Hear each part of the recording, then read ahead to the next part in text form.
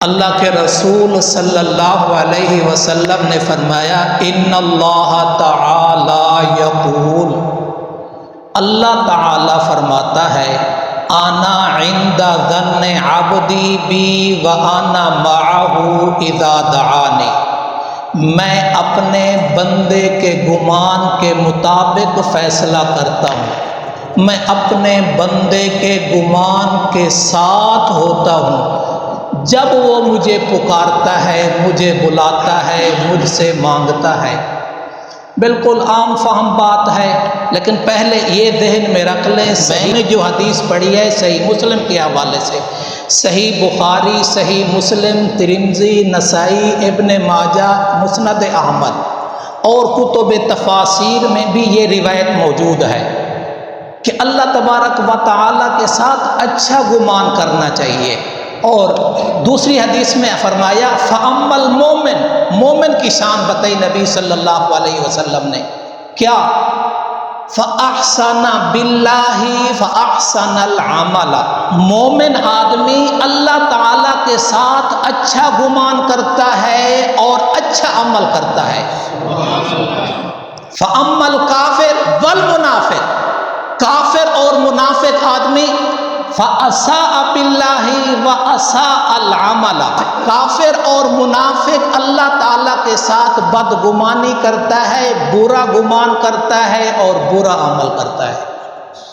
قرآن مجید کہتا ہے یا ایھا الذین آمنوا اجتنبوا کثیرا من الظن، اے ایمان والو اپنے آپ کو بدگمانیوں سے بچاؤ۔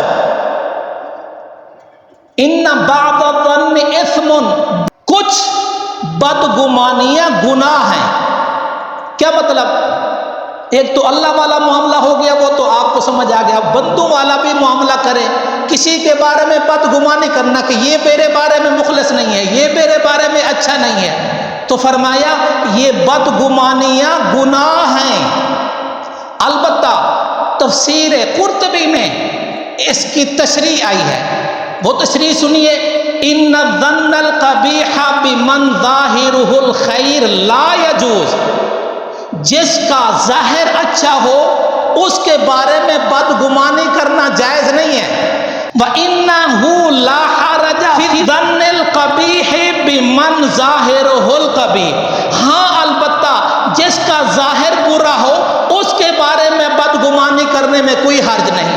آپ کسی مجلس میں گئے، انہوں نے آپ کی انسلٹ کر دی، آپ کسی مجلس میں گئے، انہوں نے آپ سے بدتمیزی سے بات کی، آپ کسی فنکشن میں کسی جگہ گئے تو آپ کے ساتھ ان کا اچھا معاملہ نہیں ہے، تو پھر اس کے ساتھ اچھا گمان کرنے کی بھی ضرورت نہیں ہے۔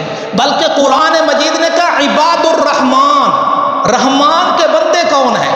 رحمان کے بندوں کی دوسری صفت بیان کی وَإِذَا خَاطَبَهُمُ الْجَاهِلُونَ قَالُوا سَلَامًا، اور جب جاہل لوگ ان سے بات کرتے ہیں تو وہ ان کو کہتے ہیں سلام۔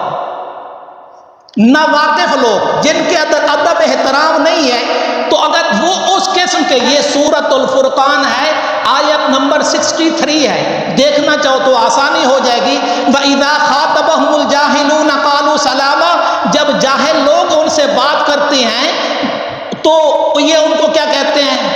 سلامہ۔ مفسرین نے لکھا ہے یہ سلام متارکت ہے، سلام جدائی ہے، بھی جب وہ مزاج نہیں ملتا اور اس کے اندر ادب احترام نہیں ہے، شرم و حیا نہیں ہے، تو قرآن کہتا ہے ایسے لوگوں سے کنارہ کشی کرنا یہ زیادہ بہتر ہے۔ لیکن اس کا مطلب کیا نکلا؟